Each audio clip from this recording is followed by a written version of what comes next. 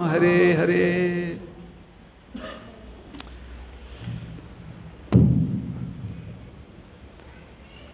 तो आज हम जिस स्थान में आए हैं, ये देवी माँ का स्थान है।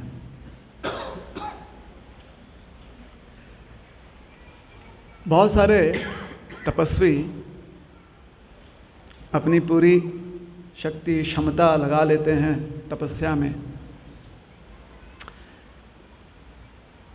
तो ये तपस्या बहुत कठोर होता है, बहुत कष्ट होता है तपस्या में।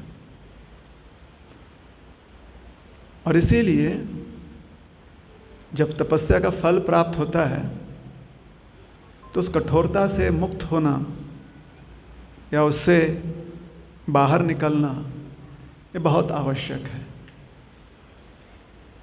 तो ये स्थान तपोभूमि है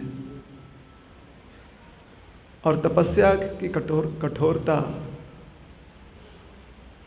और मन में निर्मलता, शांति, स्नेह ये भरने की क्षमता, रखने की क्षमता सिर्फ देवी माँ में। इसलिए देवी को जगदम्बा भी कहा जाता है, जो सबको जन्म देती हैं। अर्थात हमारे जो भी भक्ति के पुण्य फल हैं या भक्ति के जो सेवा फल हैं, भक्तिमय सेवा के फल, उसको देवी माँ की कृपा से ही हम प्राप्त कर पाते हैं। हम वैष्णव हैं, इसलिए हमारे लिए देवी माँ ये माता वैष्णवी हैं। और बड़े प्यार और आदर से वैष्णव ने श्रीमती राधा रानी के रूप में पूजते हैं।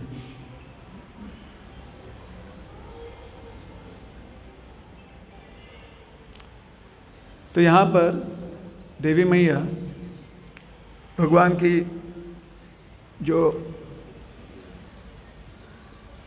दैवी शक्ति हैं, ये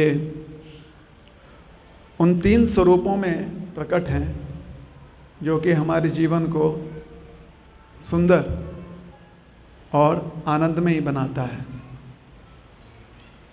पहला है स्नेह प्रेम, माता लक्ष्मी वो प्रदान करती हैं। जिसके मन में स्नेह प्रेम हो वो सबसे धनवान व्यक्ति होता है, चाहे अर्थ के दृष्टिकोण से बिल्कुल ही अर्थहीन क्यों ना हो। मन में प्रेम है, स्नेह है तो धनवान है। तो माता लक्ष्मी जो हैं यहाँ पर उस प्रकार से वरदान देने हेतु प्रकट हैं।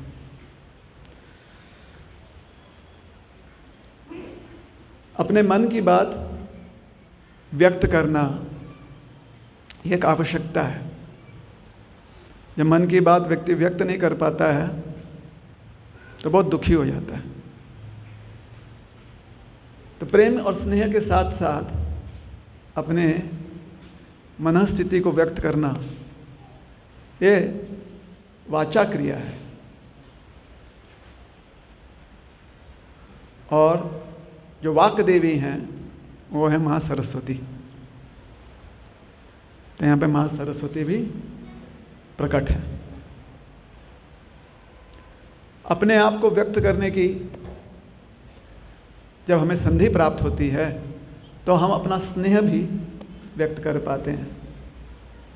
लेकिन मार्ग में बहुत सारे चुनौतियाँ आ सकती हैं। तो चुनौतियों को नष्ट करना भी देवी माँ की कृपा से होता है। और इसलिए हमारे मार्ग में जो भी चुनौतियाँ आएंगी वो माँ काली नष्ट करती हैं। तो सोचिए, एक ही साथ यहाँ पर सब कुछ सफल हो रहा है दर्शन करने से। यहाँ का महात्म्य बहुत पुरातन है। बारिशी ये आज के वर्तमान महाराष्ट्र के शोलापुर जिला में है, पक्का शोलापुर में ही है। पुरातन नाम इसका है अम्बरीशपुरी। बार्शी का पुराना नाम क्या है? अम्बरीशपुरी। अब इतना बड़ा नाम कैसे उच्चारण करेंगे, इसलिए जो उसका अभी अपभ्रंश हो गया है, उसका बदलाव हो गया, वो है बारिशी। अम्बरीश महाराज की नगरी उनकी राजधानी मानी गई है। अम्बरीश महाराज के बारे में बताया गया है कि उनके साम्राज्य में किसी को कभी भी कोई कष्ट नहीं होता, किसी को कभी कोई दुख नहीं होता, क्योंकि उनके कष्ट हरण के लिए नित्य अम्बरीश महाराज तपस्या करते थे। ऐसा राजा सबको चाहिए नहीं? राजा कष्ट करे, हम मौज करें, अच्छा लगता है। बात सही है गलत है? सही है ना? जैसे हम लोग नाम जप करते हैं, तो हम नाम जप करते हैं, लेकिन हमारा नाम सिद्ध हमारे प्रयत्न से नहीं हो पाता है। क्या लगता है, हमारे प्रयत्न से हो पाता है नाम सिद्ध? बहुत कठिन है ना।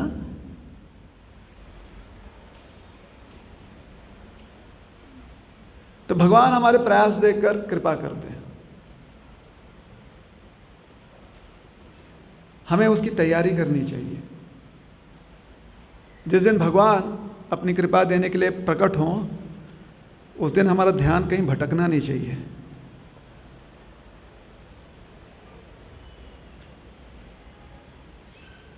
हर किसी के भाग्य में यह लाभ प्राप्त नहीं होता,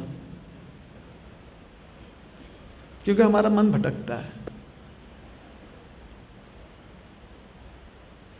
पक्का भटकता है। आज यहां पर हम सब हैं, किसी को अपना घर याद आ रहा है, संभाजी नगर का,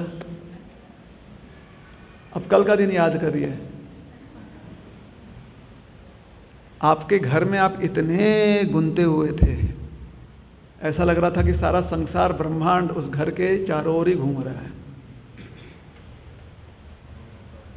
बात सही है गलत है? हमारे जगन्नाथ जी मंदिर में वहाँ पर हैं, हम ऐसे उनसे छूट कर आए जैसे कि उनको भूल ही गए हैं। पूरा यहाँ पर हम पूरी तरह से मग्न हो गए कि नहीं हो गए? शायद कुछ लोगों को जगन्नाथ जी का स्मरण होता होगा, लेकिन मोटा मोटी ये मान ले कि हम लोग यहीं के हो गए अभी, है ना? अपना मंदिर याद आ रहा है कुछ? श्री श्री राधा निकुंज बिहारी मंदिर कुछ याद आ रहा है? इस्कॉन वीसीसी नहीं याद आ रहा है ना? नहीं याद आ रहा है। तो ये है हमारे मन के लक्षण, और हम इस मन को काबू करने के प्रयास में हैं नाम जप द्वारा, कथा श्रवण द्वारा। तो मार्ग इतना कठिन भी नहीं है, लेकिन जितना भी कठिन है उसको और कठिन बनाने का प्रयास नहीं करना चाहिए, उसको और सरल बनाने का हमने प्रयास करना चाहिए। और सरल बनाने के लिए हमने क्या करना चाहिए? नाम संकीर्तन। तो अम्बरीश महाराज, इनका मन हमेशा भगवत सेवा में लगा रहता था। बड़ी विचित्र बात है कि अम्बरीश महाराज के बारे में जहाँ पर भी पुराणों में उल्लेख आता है, ज़्यादा उनके घर के व्यवहारों की चर्चा नहीं है। ऐसी चर्चा होती कि अम्बरीश महाराज और सारा उनका राज्य जो है वो भक्तिमय अवस्था में हमेशा रहता था, हमेशा।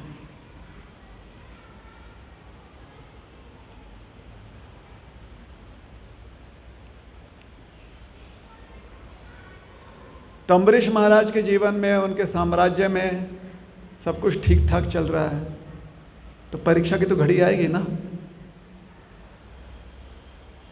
आनी चाहिए कि नहीं आनी चाहिए? आना चाहिए। अरे बाप रे, तो परीक्षा की घड़ी आ गई। महाराज जी ने बहुत लंबा व्रत किया था और व्रत समापन हो रहा था द्वादशी की तिथि पर। प्रातः काल का समय था, पारण समय। तो प्रातः अम्बरीश महाराज तैयार, और महाराज जब अपना व्रत पूर्ण करते थे, व्रत समापन करते थे, तो बहुत सारे ब्राह्मण देवता आकर उनका साथ देते थे, उन्हें मार्गदर्शन करते थे। तो ऐसे एकदम तेजस्वी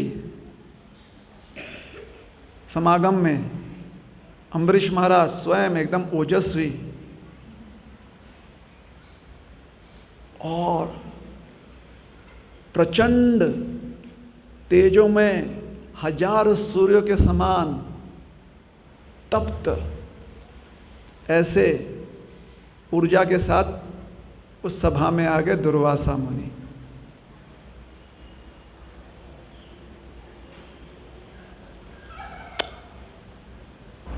दुर्वासा मुनि के बारे में पुराण कहते हैं कि महादेव जी का ये स्वरूप जो है, मुनि स्वरूप, उनके अंश स्वरूप हैं दुर्वासा मुनि। इस रूप में महादेव जी या इस रूप में दुर्वासा मुनि हमेशा परीक्षा लेते हैं। लेकिन उनकी परीक्षा आपको परेशान करने के लिए नहीं है, उनकी परीक्षा आपको और निखारती है। दुर्वासा मुनि के परीक्षा से व्यक्ति का चरित्र, उनका अस्तित्व और उज्जवल होता है, जैसे कि अम्बरीश महाराज के कथा में होने वाला है। दुर्वासा मुनि जैसे आए, अम्बरीश महाराज ने उनका स्वागत किया। कहा जाता है ऐसे कि बहुत कम लोग इस अवस्था में किसी का स्वागत कर पाते हैं। क्या अवस्था? उपवास किया हुआ और आपके पास अतिथि आ जाए। डोका सा फिरता ना, घर वालों को हम बोलते हैं बगुन क्या देना।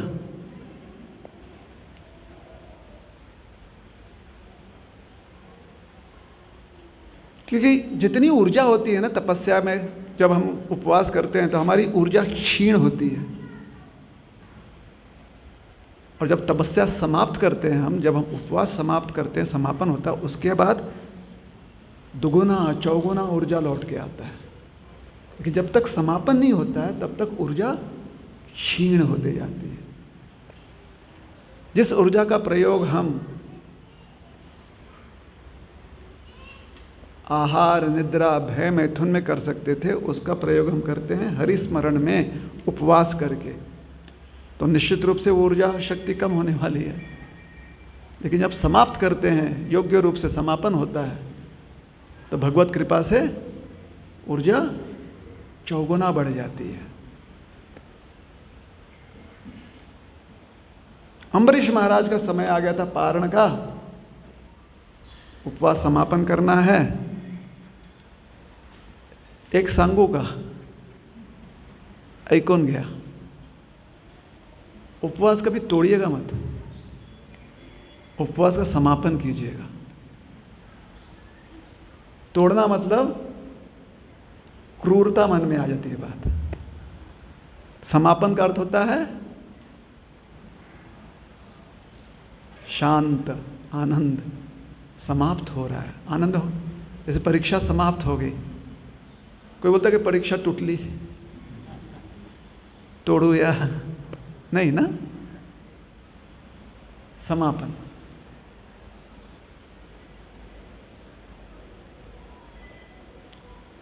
अतिथि का स्वागत किया,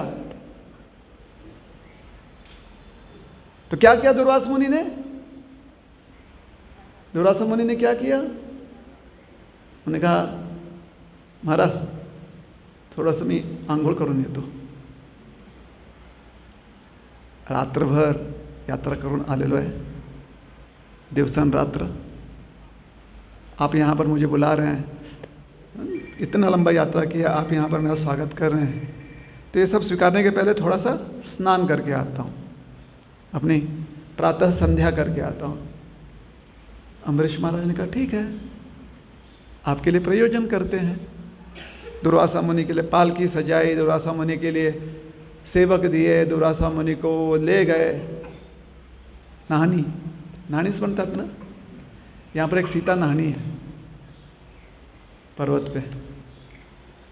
अभी तक हमने दर्शन नहीं किया है, लेकिन पता चला है. अब सीता नाहनी है तो मतलब क्या है, प्रभु रामचंद्र जी के चरण स्पर्श हुए हैं यहाँ पर. ये पर्वत का नाम क्या है? पर्वत का नाम क्या है? मत्स्याद्रि. पर्वत का नाम क्या है? मत्स्याद्रि. अद्रि मतलब पर्वत. जो पर्वत मत्स्य रूप में है उसका नाम क्या है? मत्स्याद्रि पर्वत. तो मत्स्याद्रि पर्वत पर प्रभु रामचंद्र जी, लक्ष्मण भैया, सीता मैया दंडक में विचरण कर रहे थे. दंडक अरण्य में धीरे धीरे और भीतर जा रहे थे. तो मान्यता ये है कि यहाँ पर भी कुछ दिनों तक भगवान ने यहाँ पर विश्राम किया था. और सीता मैया के लिए नहाने की आवश्यकता है. नहानी समझ गए सब कोई? सरोवर जहाँ पर वो अपना नित्य जो कार्य वो कर सके, नित्य कर्म, तो नहानी है. तो दुर्वासा मुनि को ले गए एक सरोवर पर. अब दुर्वासा मुनि उस दिन बड़ी लंबी प्रातः संध्या करने लगे, मतलब बड़े आनंद से एक एक शब्द का बहुत अच्छे से ध्यान कर रहे थे, मंत्र का. समय लग गया. तब तक यहाँ पर ब्राह्मण सब कह रहे हैं महाराज देरी हो रही है. किस चीज की देरी हो रही है?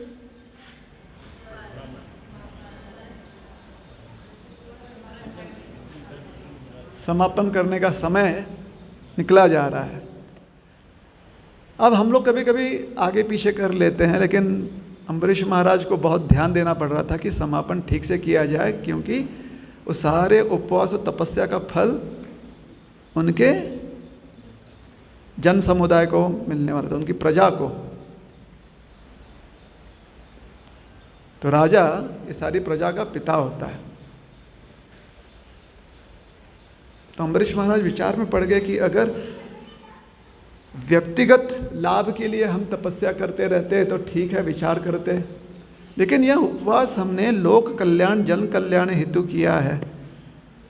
धर्म संकट में पड़ गए.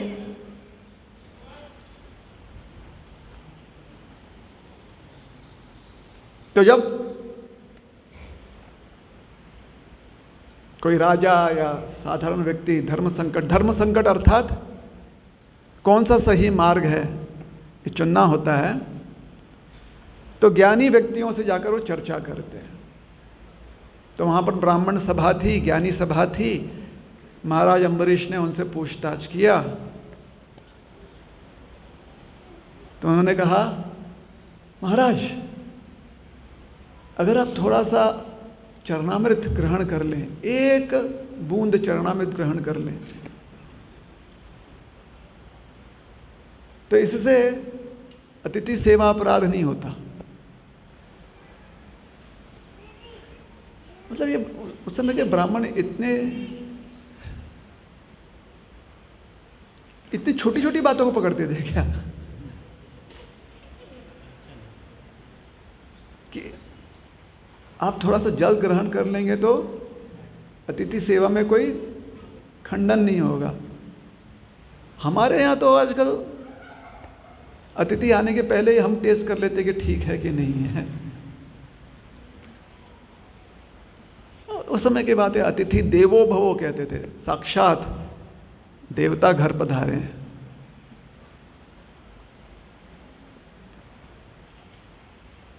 तो महाराज ने कहा ठीक है, आप कहते तो ग्रहण करते हैं. तब तक उसी ब्राह्मण सभा के कुछ सदस्यों ने कहा महाराज सिर्फ चरणामृत ग्रहण करने से समापन नहीं होता।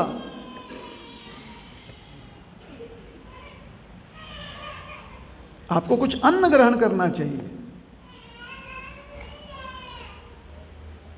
अब अलग अलग परिस्थिति में अलग अलग पात्रता देखकर अलग अलग सुविधाएं दी गई हैं। तो कहीं पर कहीं सुविधा दी गई होगी कि अगर चरणामृत खाली ग्रहण किया तभी आपका उपवास समापन हो सकता है। कहीं पर अन्य परिस्थिति में देश काल पात्रता के अनुसार ये कहा होगा कि अन्न खाए बिना उपवास का समापन नहीं होता। अब ये दोनों प्रसंग हमारी पीढ़ी तक पहुंच गया है। एक पीढ़ी में क्या हुआ, अन्न खाकर ही होता है। एक अलग पीढ़ी में क्या हुआ, चरणामृत ग्रहण करने से होता है। और इन दोनों पीढ़ी का समागम हमारी पीढ़ी तक आ गया। अम्बरीश महाराज के पीढ़ी में ये दोनों उदाहरण पहुंच गए। तो कुछ मान्यवर उस ब्राह्मण सभा के कहने लगे चरणामृत थोड़ा सा ग्रहण करने से समापन हो जाएगा। कोई कहने लगा सिर्फ चरणामृत का ग्रहण करने से नहीं होगा, अन्न ग्रहण करने से होगा। और समस्या, तब तक जो समय का ध्यान रख रहा था वो कह रहा था महाराज 2 ही मिनट बाकी हैं, जो करना है अभी करना है, नहीं तो आप करोड़पति से रोड़पति बन जाओगे,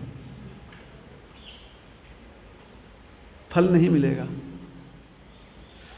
तो महाराज ने भगवान श्री हरि का स्मरण किया, भगवान चक्रपाणी का स्मरण किया और उन्होंने 1 बूंद चरणामृत ग्रहण कर लिया। जैसे ही चरणामृत ग्रहण किया, कौन आ गया वहां पर, दुर्वासा मुनि। अब देखिए, हमारे मंदिर में एक भक्त हैं, बहुत सुंदर प्रवचन करते हैं। प्रवचन करते करते हर 2-3 वाक्य के बाद बोलते देखो। हमने क्या करना चाहिए, देखो। सुंदर लगता है ना जब ऐसे बोलते हैं, तो मीठा लगता है। तो देखिए, अम्बरीश महाराज के जीवन में समस्या खुद चल कर आई।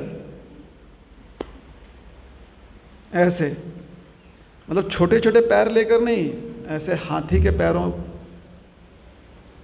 की तरह ये घनासन समस्या आ गई।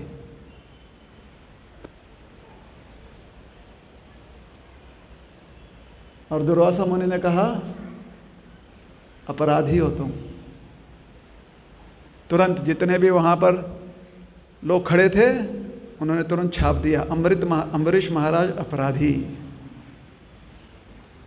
सर करके बात फैल गई। कितनी फैली, इतनी फैली कि आज भी हम चर्चा कर रहे हैं उसके बारे में।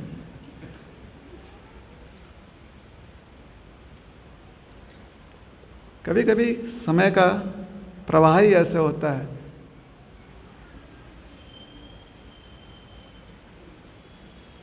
जैसे अर्जुन जी हमेशा से युधिष्ठिर महाराज की का सम्मान किया करते थे। एक दिन अचानक युद्ध के प्रसंग में अचानक उनके तंबू में भीतर चले गए। युधिष्ठिर महाराज ने उनसे कह दिया, इससे अच्छा होता कि तुम गांडीव त्याग दो। अब अर्जुन ने व्रत लिया था कि को मुझे बोलेगा गांडीव त्यागने के लिए, उसका सर धड़ से अलग कर दूंगा। कहां से ये समस्या आ गई, बस आ गई। अब दोनों को बैठकर तो युद्ध करना है कौरवों के साथ। बैठे बैठे समस्या आ गई।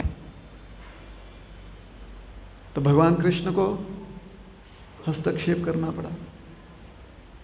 हम लोग के जीवन में समस्या आती तो भगवान कृष्ण शायद प्रत्यक्ष रूप में ना है, इसलिए नुकसान बहुतों का होता है।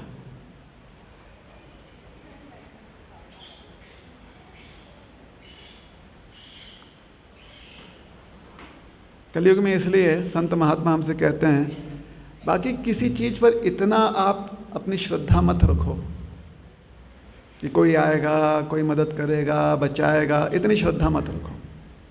श्रद्धा सिर्फ एक ही विषय में रखो, नाम कीर्तन। वही बचा सकता है और कोई नहीं बचा सकता। वही आएगा आपके पास और कोई नहीं आएगा। हरे कृष्ण कृष्ण कृष्ण हरे हरे, हरे राम राम राम हरे हरे। नाम कीर्तन करते रहना चाहिए।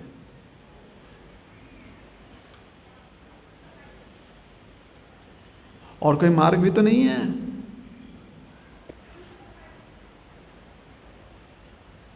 भगवान कृष्ण ने हस्तक्षेप किया, क्या कहा अर्जुन जी से? शारीरिक रूप से किसी का अंत करने से कहीं ज्यादा पीड़ा पहुंचती है जब उसके चरित्र का हनन होता है। शब्दों द्वारा युधिष्ठिर के चरित्र को नष्ट कर दो, अपमान करो इनका। जो अर्जुन कभी भी अपने जीवन काल में युधिष्ठिर महाराज के लिए अपशब्द नहीं सोच सकते थे, स्वप्न में भी अपशब्द नहीं सोच सकते थे, परिस्थिति ऐसी निर्माण हो गई कि अर्जुन को, युधिष्ठिर महाराज को बड़े ही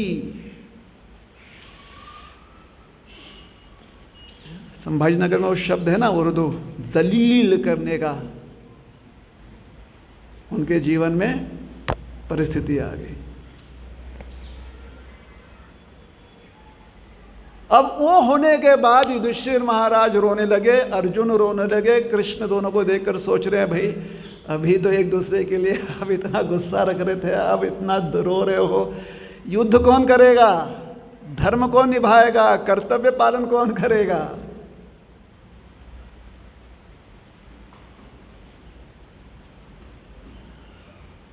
मनुष्य शरीर मिला है कर्तव्य पालन करने के लिए। क्या कर्तव्य पालन करना है?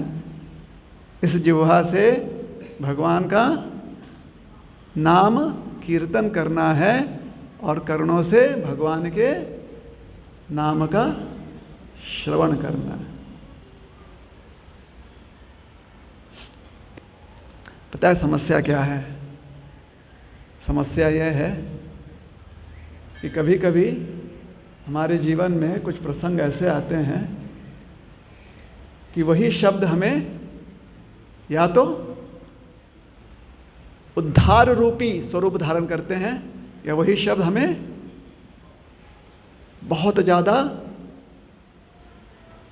मन को ठेस पहुंचाते हैं। उद्धरेद आत्मनात्मानम न आत्मानम अवसादेत, आत्मैव ही बंधुर आत्मना आत्मैव रिपुर आत्मनिजम।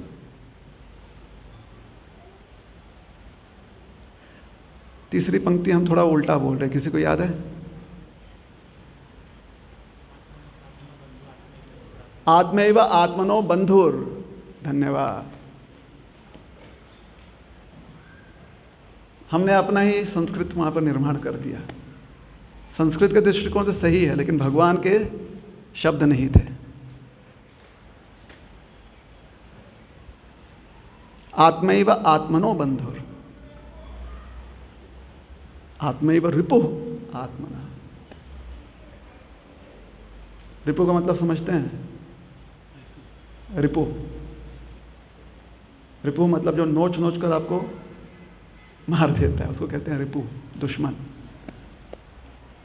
मन नोचते रहता है आपको। अम्बरीश महाराज के भी जीवन में प्रसंग आया। अम्बरीश महाराज का मन बिल्कुल शांत। प्रसंग क्या था? दुर्वासा मुनि ने आकर कहा, अपराध किया है तुमने, अतिथि का स्वागत किया, लेकिन अतिथि को सत्कार करने के पहले ही तुमने भोग कर लिया। प्राचीन परंपरा है कि अगर आपने अपने घर में किसी को निमंत्रित किया है तो आपके घर का सारा सुख उसकी सेवा में अर्पण करना चाहिए। हमने क्या कहा? प्राचीन है। वर्तमान में शायद अलग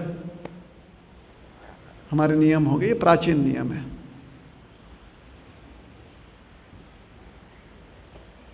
तो उस प्राचीन नियम के अनुसार दुर्वासा मुनि ने समझाया कि तुमने अपराध किया है। अम्बरीश महाराज ने इस बात को स्वीकारा, लेकिन ब्राह्मण सभा स्वीकारने के लिए तैयार नहीं, क्योंकि दुर्वासा मुनि भी ब्राह्मण, सभा भी ब्राह्मणों की। तो वो आपस में वाद करने लगे। अम्बरीश महाराज ने सबको शांत किया। अब दुर्वासा मुनि को आ गया इतना गुस्सा, परीक्षा ले रहे हैं। कल या परसों की बात है, हमारे मंदिर में, श्री राधा निकुंज विहारी मंदिर में एकेडमी भर्ती के लिए जो तैयारी करें ना बच्चे, वो दौड़ लगा कर आए थे। मंदिर तक आए, फिर वापस लौट गए। जो कैम्ब्रिज के पास वो है ना ग्राउंड, वहाँ से आ रहे थे। तो उनके साथ उनका एक ट्रेनर था जो गाड़ी पर चल रहा था, लेकिन हाथ में एक डंडा लिए हुआ था, मानो जैसे कि कोई ग्वाला होता है ना, गऊओं को हाँकता है, वैसे गाड़ी में ऊपर डंडा, और डंडा ऐसे थोड़ा डराने के लिए भी दिखा रहा था वो।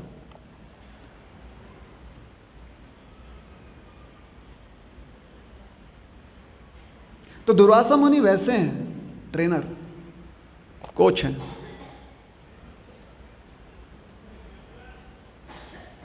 अम्बरीश महाराज जानते हैं।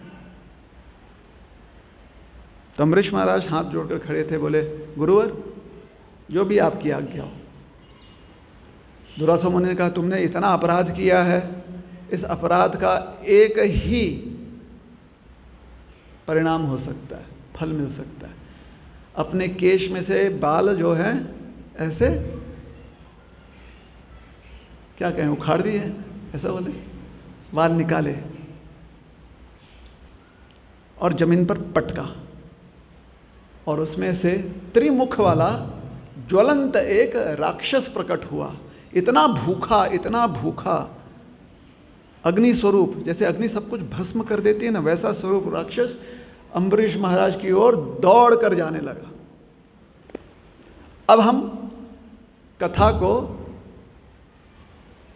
भागवत पुराण से जो कथा सुना रहे थे वहां पर रुक जाएंगे और अन्य स्रोत से समझाएंगे।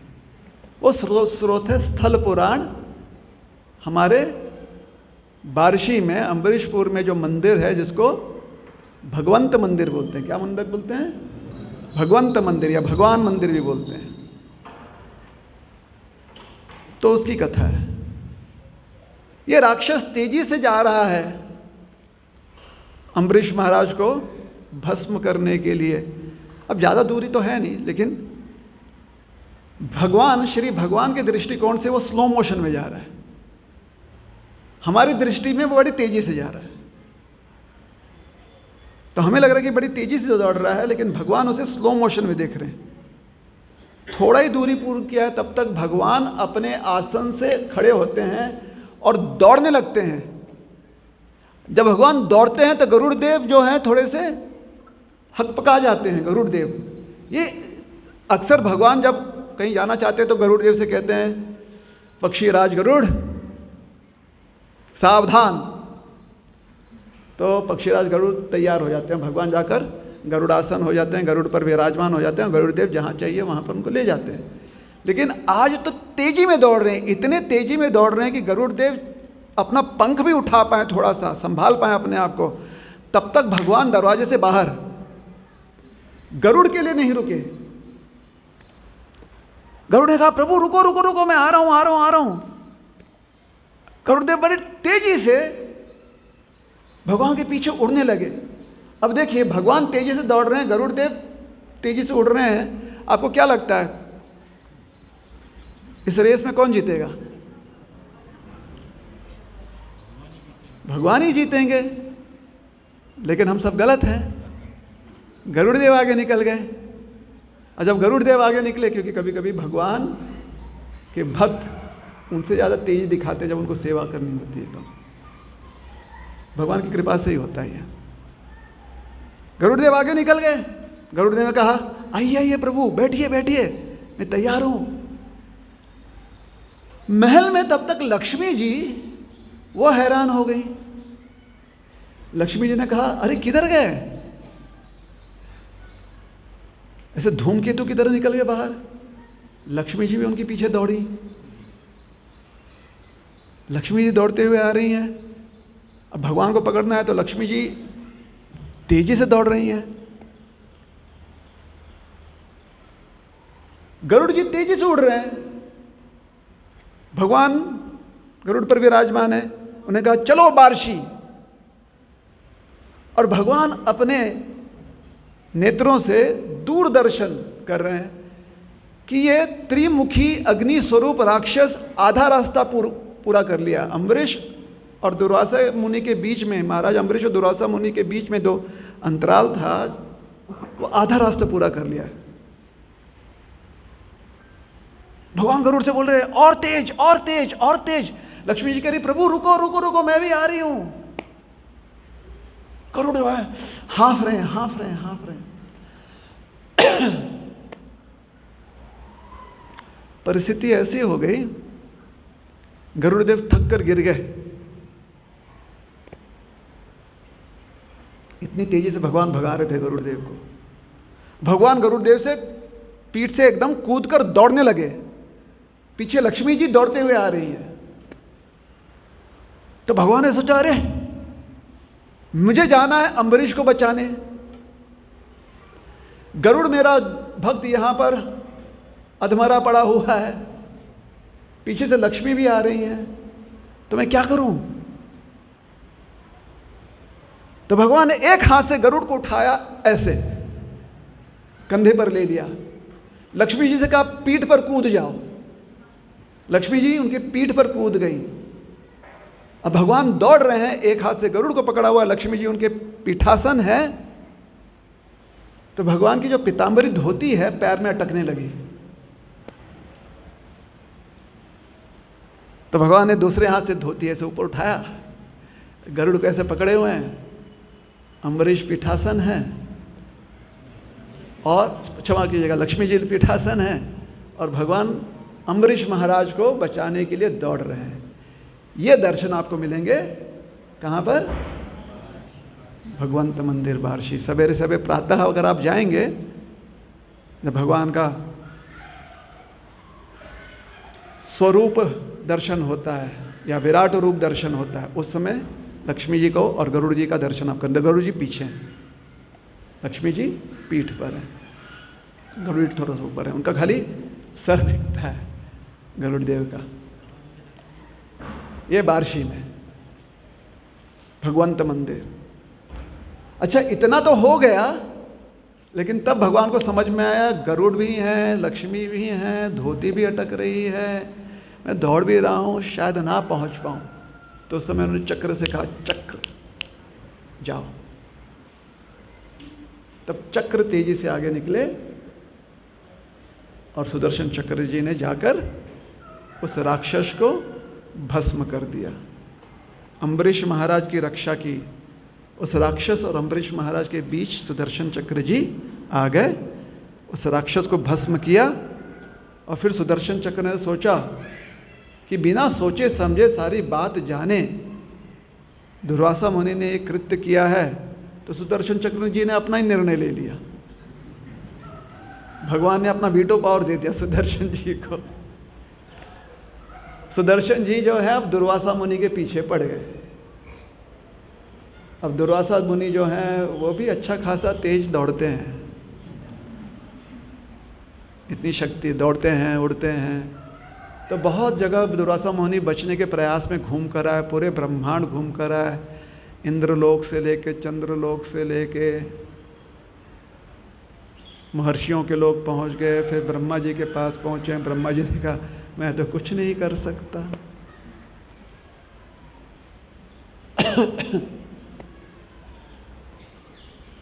अब यहाँ पर चक्र जी अपना काम कर रहे हैं, दुर्वासा मुनि जी को भगा रहे हैं, तो भगवान ने क्या किया? भगवान ने कहा लेट अस गो होम। भगवान जो है वापस अपने धाम पहुँच गए, लक्ष्मी जी को साथ लेकर, गरुड़देव को साथ लेकर सब कोई निज धाम पहुँच गए। ब्रह्मलोक जब तक पहुँचे तब तक भगवान आराम कर रहे हैं अपने निज धाम में। ब्रह्मा जी से कुछ नहीं हो पाया तो दुर्वासा मुनि गए महादेव के पास, महादेव जी ने हाथ ऊपर कर लिए, बोले इन चीज़ों में मैं नहीं पढ़ता, तुम बड़े मुनि हो, वो सुदर्शन जी हैं, इधर नारायण है, ऐसे महादेव जी ने हाथ जोड़ लिए, ना तो मुझे जानना है ना समझना है, आप देखो क्या करना है। महादेव जी ने जैसे कहा जाता है ना, ऐसे कर लिया। याच्यात पडायचं नाही असं। महादेव जी बगल हट गए, उन्होंने कहा हम कुछ नहीं कर सकते।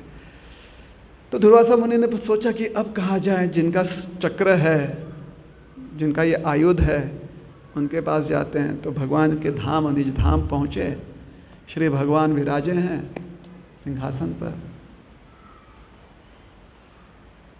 प्रभु अब सुदर्शन जी भी बड़ा कमाल कर रहे हैं, ना तो दुर्वासा मुनि से ज़्यादा दूर जा रहे हैं कि दुर्वासा मुनि सांस ले सकें, और ना ही नज़दीक जा रहे हैं कि दुर्वासा मुनि घबरा कर मूर्छित हो जाएं। मतलब उतनी दूरी बनाकर रखे हैं जिससे कि दुर्वासा मुनि जिस रफ्तार से दौड़ रहे हैं उसी रफ्तार से दौड़ते रहे। और दुर्वासा मुनि दौड़ते हुए जब महादेव के सामने पहुंचते हैं तो खड़े नहीं रहते हैं, वो फिर भी दौड़ रहे हैं। महादेव जी की शक्ति है कि उनके साथ बैठे बैठे साथ दे रहे हैं। ब्रह्मा जी के पास पहुंचते तो ब्रह्मा जी की शक्ति है कि उनके साथ, नहीं तो सुदर्शन, हम लोग तो ऐसे सोचेंगे ना कि ब्रह्मा जी के पास पहुंच गए, ब्रह्मा जी को प्रणाम किया, तब तक सुदर्शन जी पीछे से आ जाना चाहिए। तो ऐसा नहीं है, ये सब कुछ अलग डायमेंशन में चलता है। और खाली श्रद्धा से हम ये सारी चीज़ें समझ पाएंगे, नहीं तो अपने भौतिक बुद्धि से समझने का प्रयास किया तो मन में बहुत सारे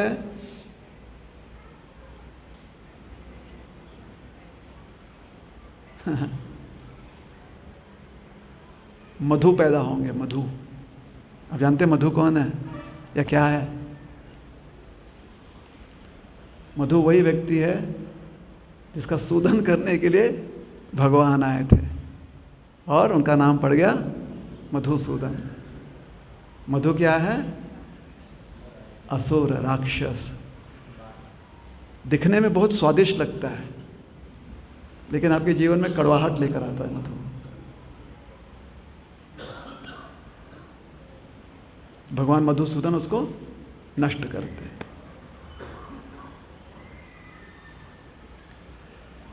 बहुत लोगों के जीवन में कुछ प्रसंग चल रहा है वर्तमान में, कथा भी वैसे ही चल रही है।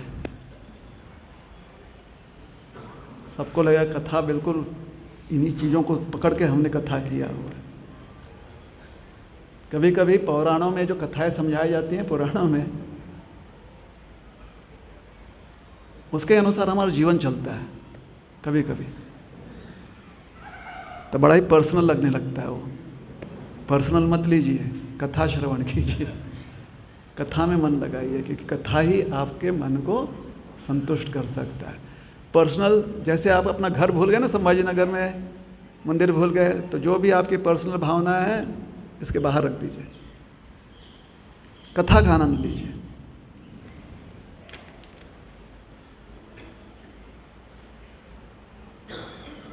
भगवान के पास पहुंचे, भगवान ने कहा आइए। भगवान की धोती अभी भी थोड़ी, क्योंकि दौड़ लगाई थी ना भगवान ने, आइए आइए, थोड़ी सिकड़ी हुई है धोती, सिकुड़न है। गरुड़ जी अभी उधर ही हाँफ रहे अभी तक। तब तक दुर्वासा मुनि पहुंचे। आइए महाराज, बताइए क्या सेवा करें। प्रभु ये आपका सुदर्शन, अच्छा क्या किया जाए, बचाइए इससे।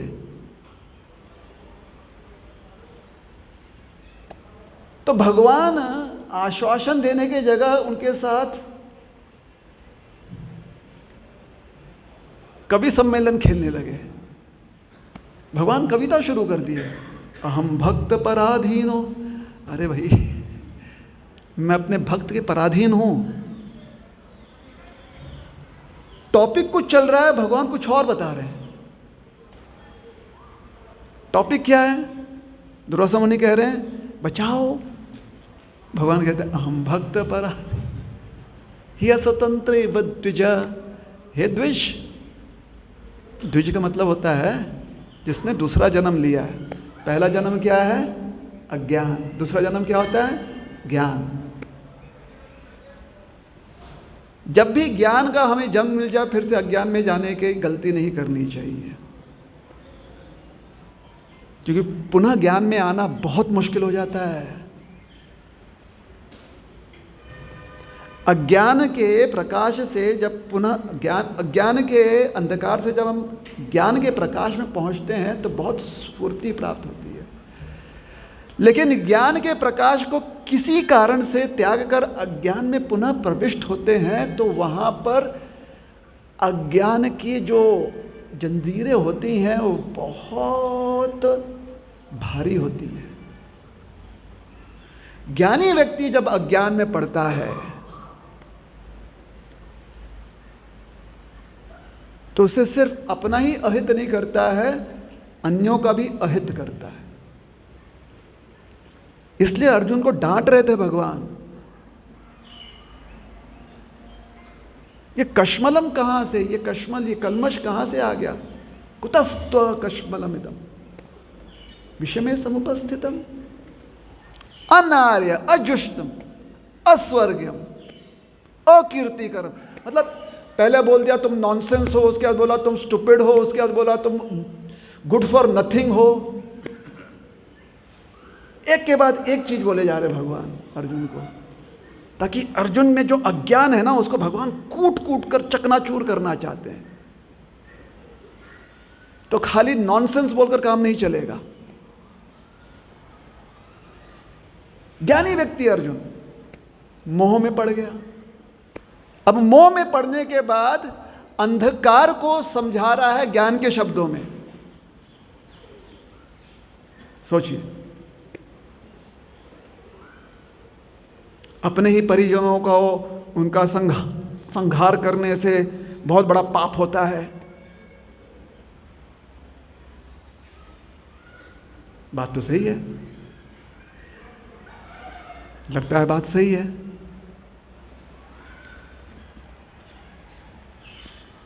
लेकिन अगर आप अर्जुन नहीं खड़े रहोगे तो वो आपको परास्त करेंगे, और आपके साथ जिन लोगों को बचाने का प्रयास कर रहे हो, आपको लगता है कि आप युद्ध नहीं करोगे तो सामने वाला युद्ध नहीं करेगा, तो मेरे जो भी चहेते लोग हैं वो बच जाएंगे।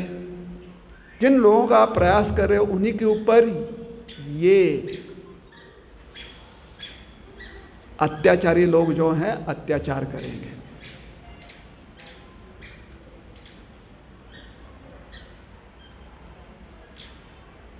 इसलिए भगवान ने कभी भी किसी दुष्ट को माफ नहीं किया। अक्सर उनका अंत किया है। अगर पूर्व जन्म में उन्हें कुछ आशीर्वाद मिला हुआ है कि भगवान के कृपा से वो मुक्त हो जाएंगे तो वही लोग माफ हुए हैं। तो बाकी जितने भी असुर है भगवान ने उनका संहार किया है, यही सिखाने के लिए। अरे प्रभु रामचंद्र जी ने अगर चाहते तो माफ कर सकते थे। एक तास 1 घंटे में, मात्र 60 मिनट में 14,000 सैनिकों को नष्ट कर दिया। खर दूषण त्रिशीर जब आए थे 14,000 सैनिक समाप्त। और लखन भैया तो साथ भी नहीं आए थे।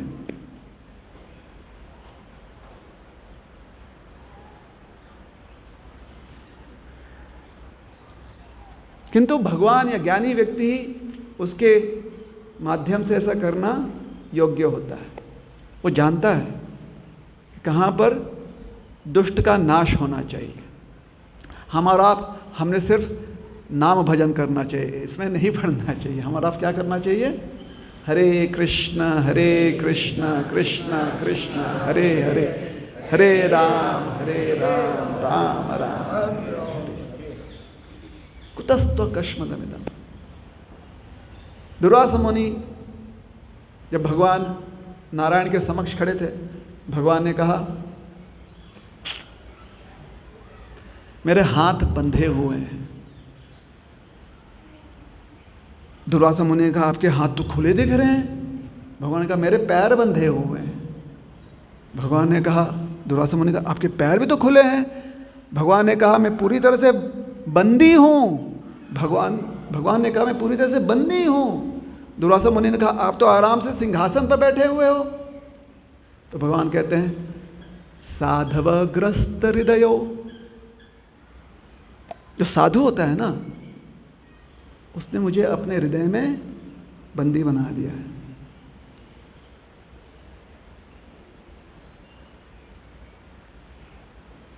भक्त जन प्रिय। और भगवान मतलब अलग ही, जिसे कहते हैं ना प्रेम भाव में भगवान चले गए। पता नहीं क्या उनको प्रेम आ गया अम्बरीश महाराज का ये प्रसंग देखकर, कि अम्बरीश वहाँ पर खड़ा हाथ जोड़कर खड़ा है। वो तो प्रार्थना भी नहीं कर रहा है कि मुझे बचाओ, वो तो ये भी नहीं बोल रहा है हरे कृष्ण कृष्ण कृष्ण हरे हरे, हरे राम राम।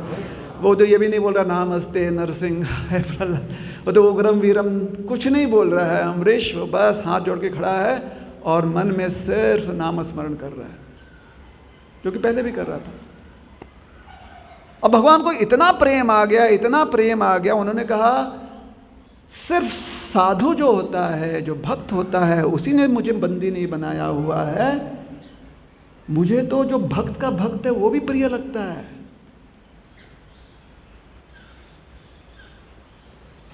मतलब भगवान हिंट दे रहे हैं, जाओ भक्त के भक्त बन जाओ, प्रिय बन जाओगे मेरे। मेरा भक्त कौन है? मेरा भक्त अम्बरीश है। और भक्त जन कौन है? तुम बन जाओ। अम्बरीश महाराज नहीं, हमारे दुर्वासा मुनि भी एकदम एक नंबर के बुद्धिमान व्यक्ति हैं। जो बात पकड़ ली उन्होंने, तुरंत पकड़ ली बात। तब तक सुदर्शन जी स्लो मोशन में आ रहे हैं।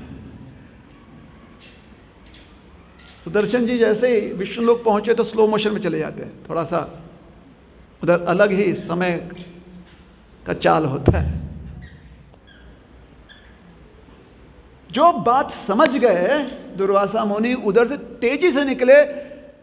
वो कौन सा शिवलोक, वो क्या ब्रह्मलोक, वो क्या इंद्रलोक, वो क्या सारे सप्तलोक, उनका कहीं पर भी ध्यान नहीं जा रहा है। एके ह कुरुनंदन, इसके पहले बहुशाखा अनंतश्च। भगवान नारायण तक पहुंचते पहुंचते अनंत शाखाओं में उनका मन भटक रहा था।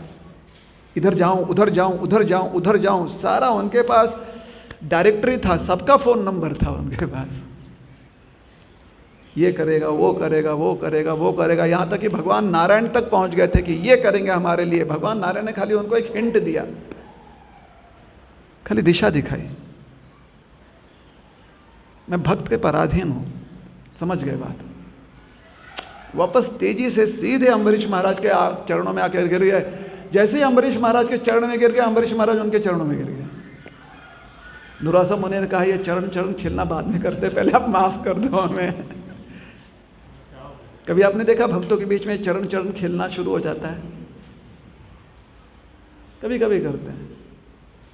अभी तक संभाजी नगर के भक्त उस लेवल तक नहीं पहुंचे, लेवल 2, लेवल 3 इस गेम में। एक भक्त चरण, चैतन्य लीला में बहुत बार होता है ऐसा। नित्यानंद प्रभु अद्वैताचार्य, वो इनका चरण पकड़े तो वो इनका चरण पकड़े, भगवान देकर हंसते।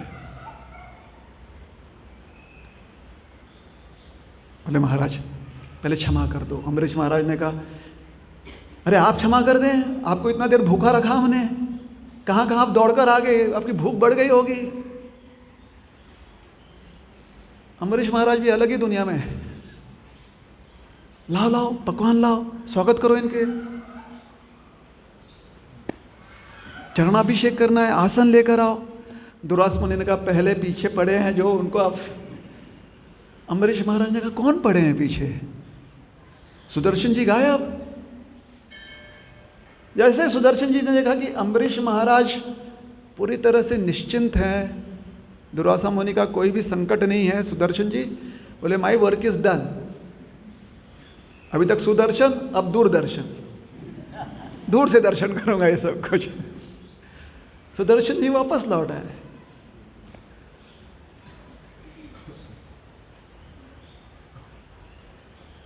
तो वही अम्बरीश महाराज एक बार मार्कंडेय ऋषि के साथ यहां पर आए थे।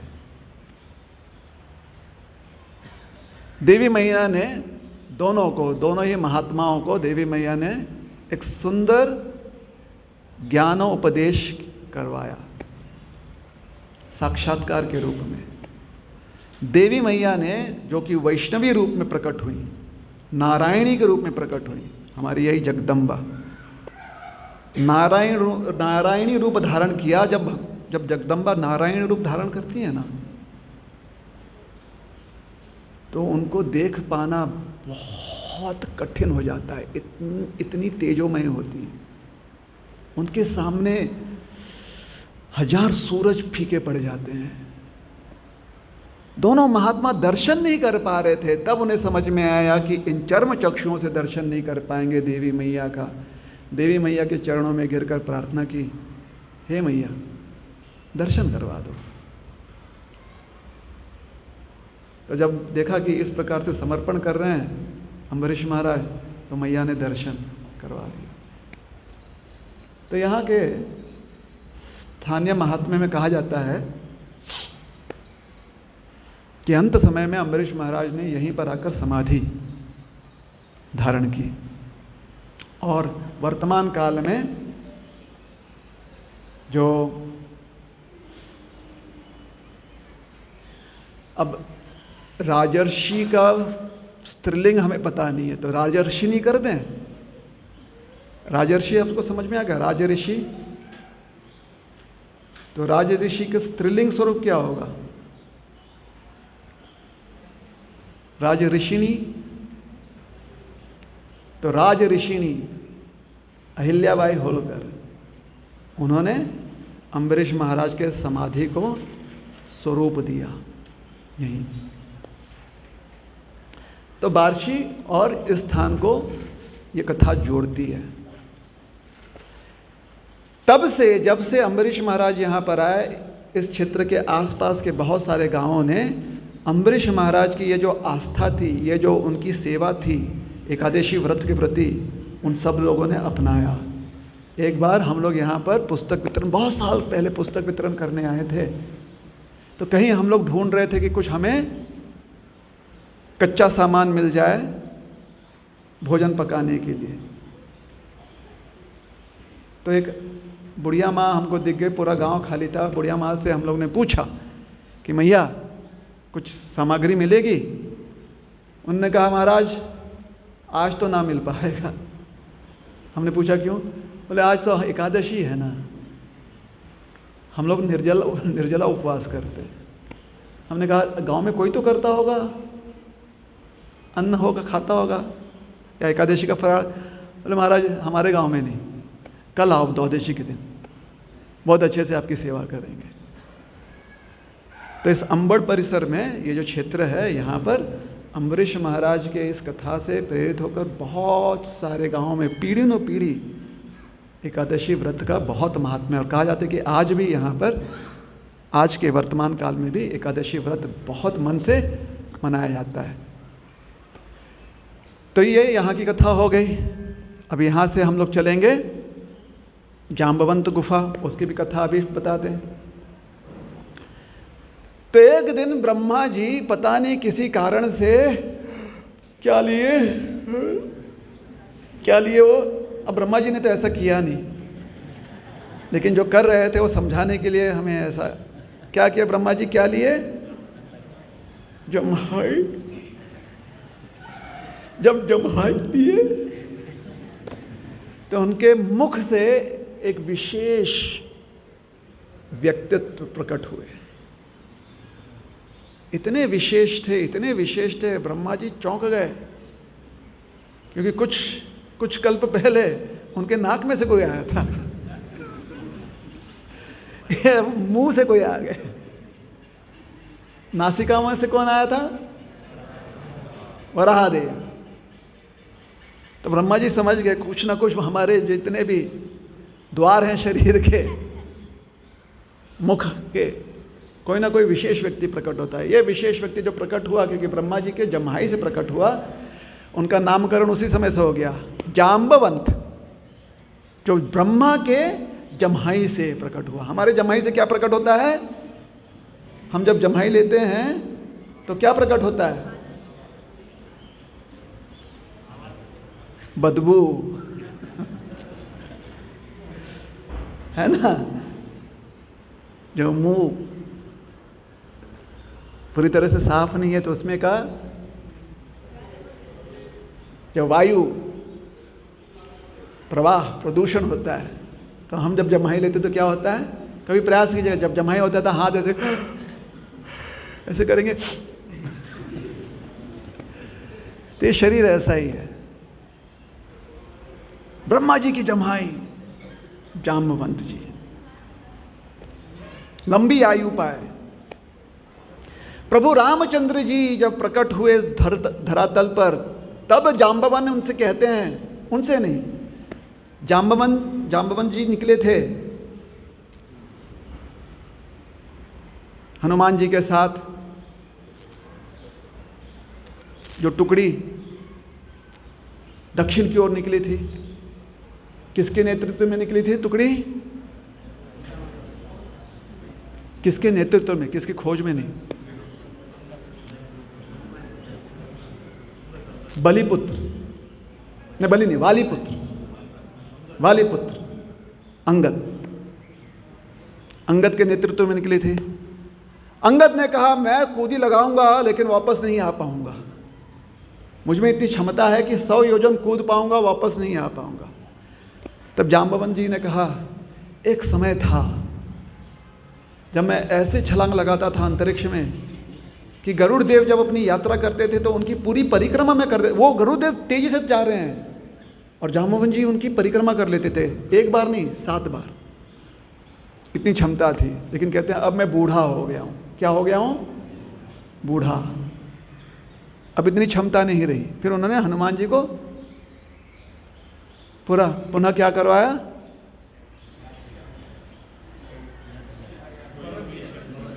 स्मरण दिया ना। आप लोग कितने ज्ञानी हो। बिल्कुल हनुमान जी को याद दिलाया कि आप बड़े शक्तिशाली हो।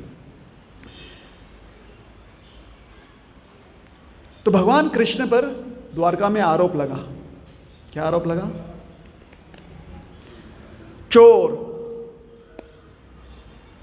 जैसे बंगाल में अभी जितने भी पूर्व एमएलए निकलते तो उनके पीछे आरोप लगता है, चोर चोर चोर। भगवान कृष्ण पर क्या आरोप लगा?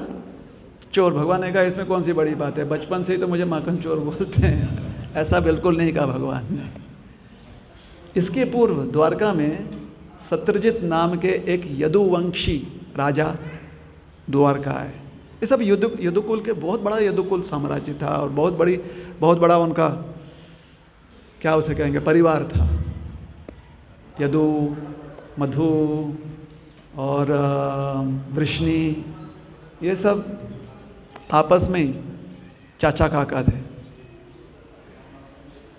तो कभी कभी भगवान को माधव कहा जाता है मधु कुल के, कभी कभी उन्हें वार्ष्णेय कहा जाता है वृष्णि कुल के,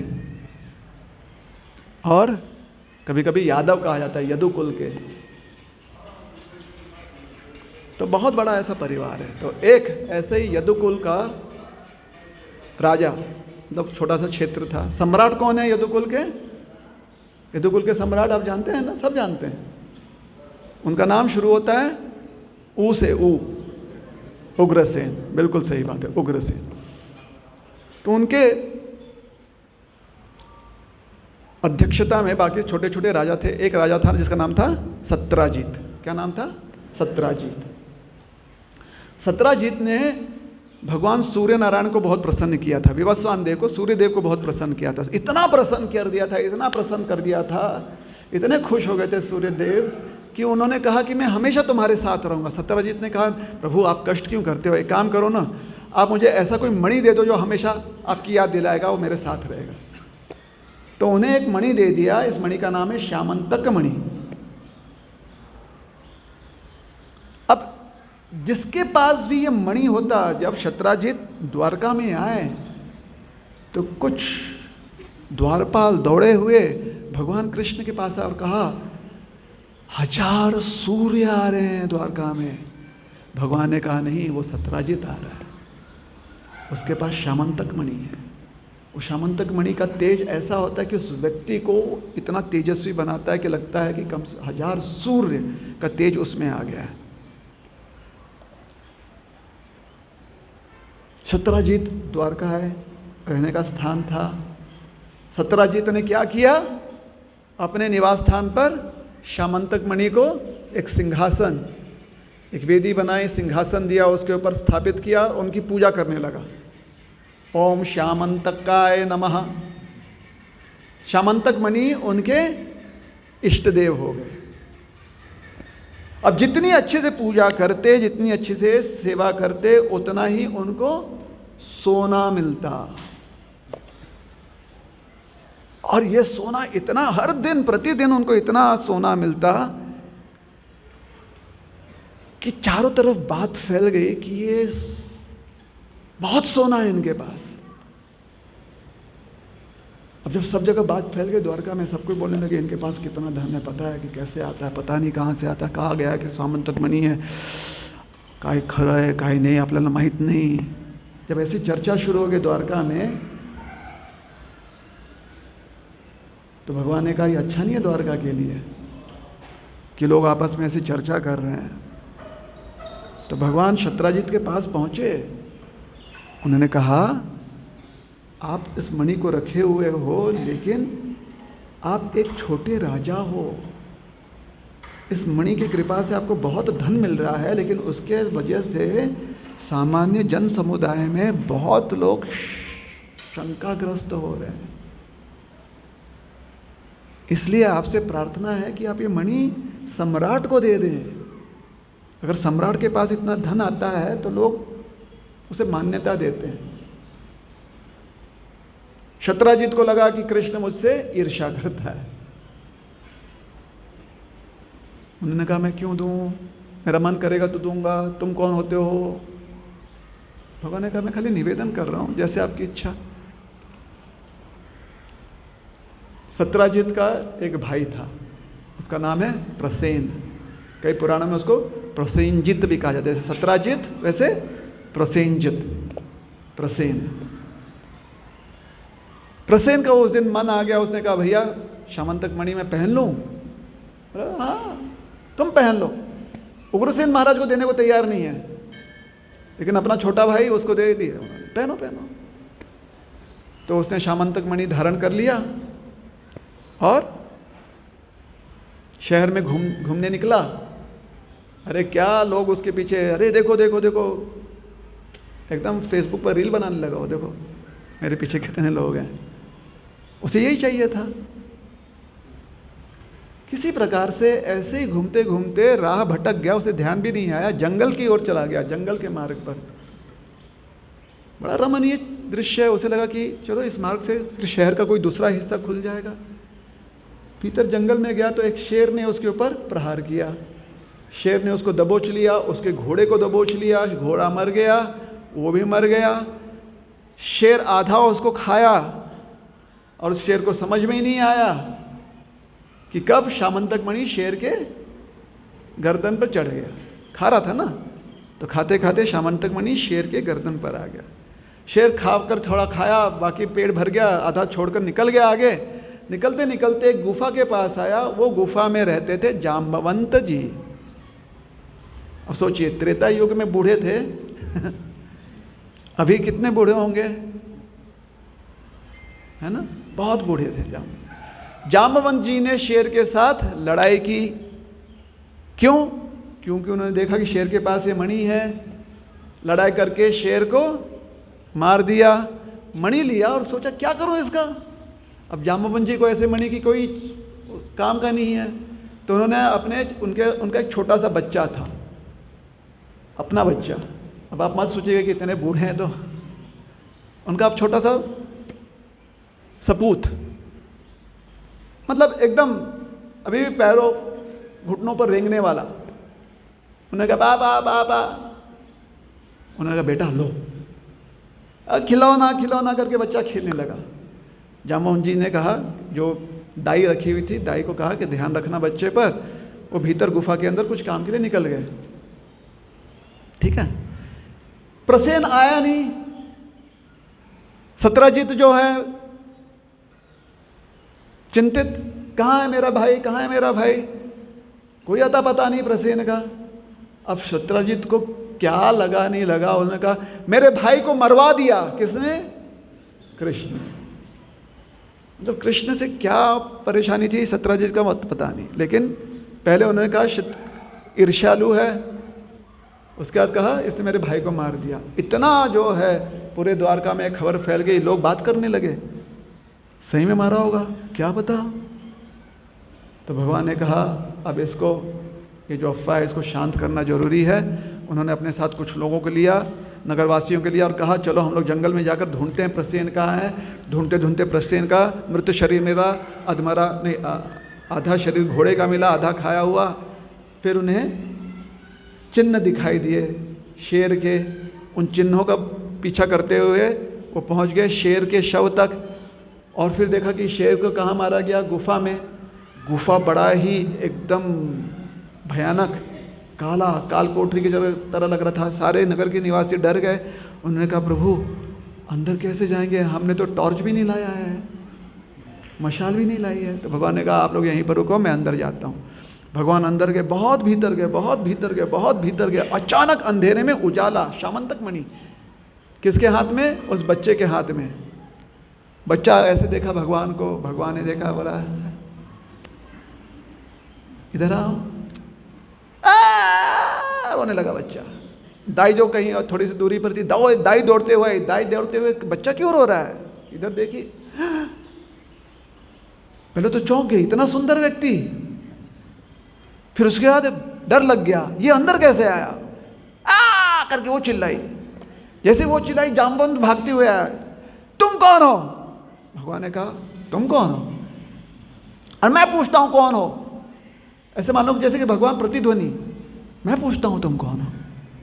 जाओ ने कहा तुम मानोगे नहीं मेरे बात। भगवान ने कहा तुम मानोगे मेरी नहीं बात। दोनों में युद्ध हुआ। पहले हाथ पकड़कर एक दूसरे को परास्त करने की कोशिश कर रहे हैं, उसका लात मार रहे हैं, फिर एक दूसरे को जमीन पर पटक कर ऊपर नीचे हो रहे हैं। 3 दिन बीत गया, 6 दिन बीत गया, लड़े जा रहे हैं। दाई जो बच्चे को लेकर अंदर चली गई। अंदर लोगों ने पूछा क्या चला, बोला बिहाइंड द सीन्स, उधर जाना नहीं। 10 दिन हो गए, 15 दिन हो गए। 15 दिन के बाद पक्ष बदल गया। लोगों ने बाहर जो रुके थे नगरवासी, बैठकर थोड़ा तंबू में लगा कर अच्छा कुछ सेक रहे थे, लिट्टी चोखा खा रहे थे वो। उन्होंने सोचा कि अब कृष्ण अंदर ही, वापस लौटेंगे नहीं।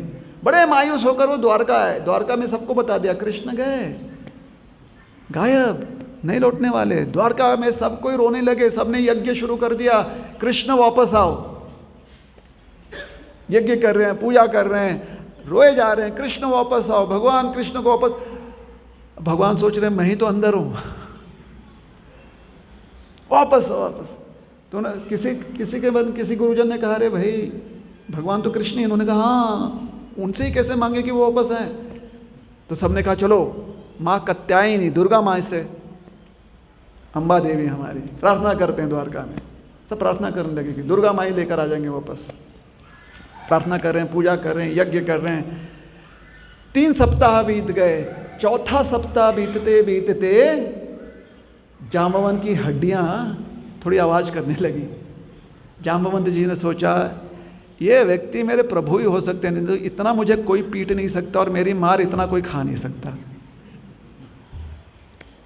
भक्त की मार खाने वाला भी भगवान ही होता, और कोई नहीं होता। जाम्बवंत जी ने सोचा ये मेरे प्रभु हैं लेकिन कुछ अलग लग रहे हैं, वो तो कितने शांत सुशील, ये जो एकदम है उद्दंड। तो भगवान ने संकेत किया मैं वही हूं, तुम बुढ़ा गए हो, इससे तुम्हें भ्रम हो रहा है, मैं वही, देखो कितना शांत हूं। तो भगवान ने उन्हें निज दर्शन कराया। जाम्बवंत जी ने देखा, अरे ये साक्षात राघवेंद्र सरकार।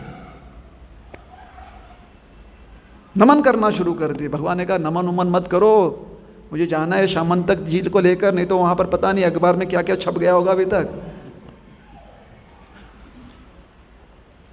जाम्बवंत जी ने कहा ये लीजिए श्यामंतक मणि, बिल्कुल लेकर जाइए, बिल्कुल लेकर जाइए। सारी बात समझाया उनको, सत्राजीत, प्रसेन, शेर, सब कुछ समझाया। जाम्बवंत जी सब समझ गए। श्यामंतक मणि वापस, जाम्बवंत जी का प्रभु रुक जाओ रुक जाओ रुक जाओ। बोले अब क्या हुआ? मेरी एक बेटी भी है। उन्होंने कहा अच्छी बात है जाम्बवती, मेरी बहुत इच्छा है कि मेरा आपके साथ संबंध हो जाए, आप मेरे दामाद, मैं आपका ससुर, मेरी बेटी का आप हाथ स्वीकार लीजिए। भगवान ने कहा तथास्तु। अंदर गए गुफा में, बाहर निकले श्यामंतक मणि और एक पत्नी के साथ। ये भगवान का ऐश्वर्य है। द्वारका पहुंचे जाम्बवती जी के साथ, सारा द्वारका जो है खिल उठा। सत्राजीत के पास गए, कहा ये लो आपका श्यामंतक मणि, सारी कहानी सुना दी। सबने पुष्टिकरण किया ऐसे ही बात है। सत्राजीत को बहुत बुरा लगा। हाय, क्या बुरा लगा सत्राजीत को? क्या बुरा लगा? मैंने भगवान पे शक किया। ऐसा बिल्कुल नहीं लगा उनको। उनको लगा लोग क्या बोलेंगे, मैंने झूठ मूठ का शक किया, मेरा नाम खराब हो जाएगा। तो सत्राजीत ने बेमन से अपना नाम बनाए रखने के लिए भगवान से कहा नहीं नहीं, ये श्यामंतक मणि आप रख लीजिए, मैंने आपके ऊपर शक किया ना। अब एक ही रास्ता है, हम लोग रिश्तेदारी में संबंध बदल दें। मेरी एक बेटी है सत्यभामा, उसका हाथ आप अपने हाथों में स्वीकार लीजिए। भगवान ने कहा तथास्तु। तो श्यामंतक मणि वापस लाने में भगवान को 2 पत्नियां मिल गई। जाम्बवती पहली बड़ी रानी, छोटी रानी जो है सत्यभामा। लेकिन सत्राजीत समझ गए कि इतने में काम नहीं बनेगा। अभी भी लोग बोलेंगे कैसा आदमी है, किसी पर भी शक करता है, हमारा भी दिमाग खराब कर दिया इसने। तो सत्राजीत ने कहा ये ले लो ना, श्यामंतक मणि ले लो ना। भगवान ने कहा ना ना ना, ये मणि अपने पास ही रखो, जहाँ पर भी जाता है ये मणि कमाल करता है, अपने पास ही रखो। क्योंकि भगवान जानते थे अगर श्यामंतक मणि ले लेते तो लोग यही कहते कि भगवान के मन में कहीं ना कहीं अभिलाषा थी कि श्यामंतक मणि ले ले। लोगों का दिमाग बड़ा विचित्र चलता है कि नहीं चलता है? चलता है कि नहीं चलता है? काहीतरी डोक्यात आणायचं। भगवान ने कहा नहीं, आप ही लो। ये बात सब जगह द्वारका में फिर से फैल गई।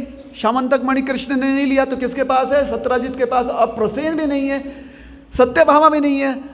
अब वो अपने कमरे में अकेला सोता होगा, श्यामंतक मणि भी उसी के पास है, क्यों ना हम चोरी कर लें। शतधन्व नाम का एक व्यक्ति था, बड़ा ही क्रूर डकैत। रात्रि के समय महल में गया।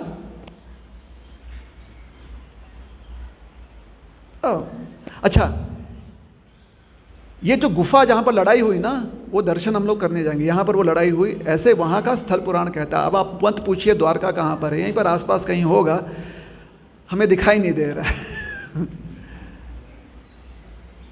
ठीक है, उस समय ये कथा ये है कि यही वो जाम्बवंत गुफा है, वहाँ पर हम जाकर दर्शन करेंगे।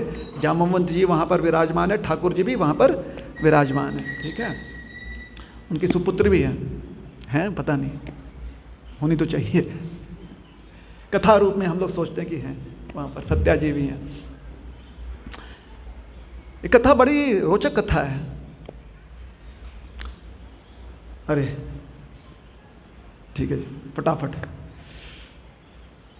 शतधन्व ने रात्रि में महल में प्रवेश किया, सन्नाटा सब जगह, चुपके से गया सत्राजीत के कमरे में जहां पर सत्राजीत सो रहा है। शतधन्व ने सोचा चोरी करूंगा तो ये कहीं ना कहीं कुछ ना कुछ कहकर मुझे पकड़ सकता है, क्यों ना इसको पहले मार दूं।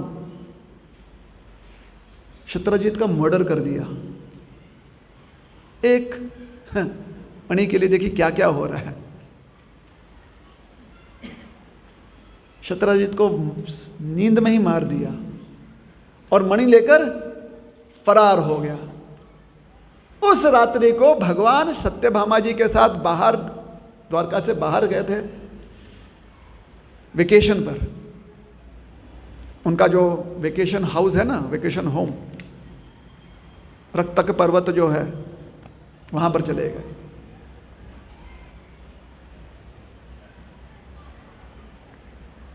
वापस लौटे नहीं, समाचार पहुंचा, दूत पहुंचे, सत्यभामा को बताना है, बताया आपके पिताजी नहीं रहे। सत्यभामा रोने लगी, चलो चलो वापस। कृष्ण जो है सत्यभामा को लेकर आए। पता चला कि शतधन्व जो है इसने मारा है। सत्यभामा रो रही है, भगवान की तरफ देख रही है। भगवान ने कहा मैं अभी जाकर उसको पकड़ के लेकर आता हूँ। भगवान शतधन्व के पीछे निकल गए, बड़ी तेजी से उसका पीछा कर रहे हैं। शतधन्व को समझ में आ गया कि भगवान उसके पीछे पड़ गए हैं, अब नहीं बच सकता हूँ। शतधन्व ने पकड़ा अक्रूर जी को और अक्रूर जी से कहा ये शामंतक मणि तुम रखो। अक्रूर ने कहा मैं क्या करूँ, रखो ना। जैसे शामंतक मणि मिला, अक्रूर जी पता नहीं क्या हो गया उनको, उन्होंने रख लिया। शतधन्व उनको मणि देकर भाग गया। उन्हें लगा कि अगर भगवान पकड़ेंगे उनको बता दूंगा आई डोंट हैव, मेरे पास मणि नहीं है। भगवान शतधन्व को पकड़े, इसके पहले कि शतधन्व कहता आई, तब तक भगवान ने उसको मृत्युदंड दे दिया। शतधन्व को सही में नहीं लगा कि इतनी तेजी से दौड़कर पकड़ लेंगे, और वो तो पूरी तैयारी कर रहा था, रिहर्सल भी कर लिया था। मिरर के सामने ऐसे बोलूंगा मैं, आंखों में आंसू डालकर, मुझसे बहुत बड़ी गलती है, क्षमा कर दो, मेरे बस नहीं है मणि, कुछ काम नहीं आया। भगवान ने शतधन्व को पकड़ा, उसका अंत कर दिया। अब अंत कर दिया, भगवान ढूंढे कहाँ पर है मणि, नहीं मिला मणि। अब भगवान ने अपना खुफिया दिमाग लगाया, अक्रूर के साथ ये मिला था। भगवान अक्रूर के पास पहुंचे। अक्रूर ये सारी चीजों में कैसे फंस गए, तो आचार्य समझाते हैं क्योंकि अक्रूर ने गोपियों के प्रति अपराध किया था, वैष्णव अपराध, उसका फल मिल रहा है। अक्रूर भी सारे षड्यंत्र में फंस गए। जब लोगों को पता चला कि अक्रूर, लोग बोलने लगे ये क्या है, अक्रूर तो भगवान का बहुत बड़ा भक्त था या भक्त है, उसने क्यों इसमें पार्टिसिपेट किया, उसने क्यों शामंतक मणि जो अपने पास रख लिया। तो भगवान ने कहा देखो चाचा लगते थे उनके, उन्होंने कहा चाचा अक्रूर जी, ये शामंतक मणि जिसका है उसके पास लौटाते हैं, सम्राट के पास दे देते हैं, सम्राट का है ये, तभी ये सारी अफवाहें शांत हो जाएंगी। अक्रूर जी ने कहा ये तुरंत लो, तुरंत लो।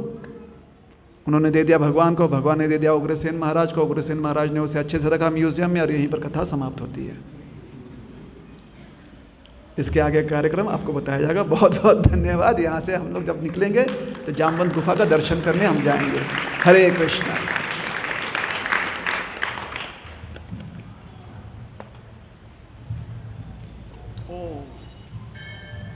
श्रील प्रभुपाद की जय, गौर भक्त वृंद की जय।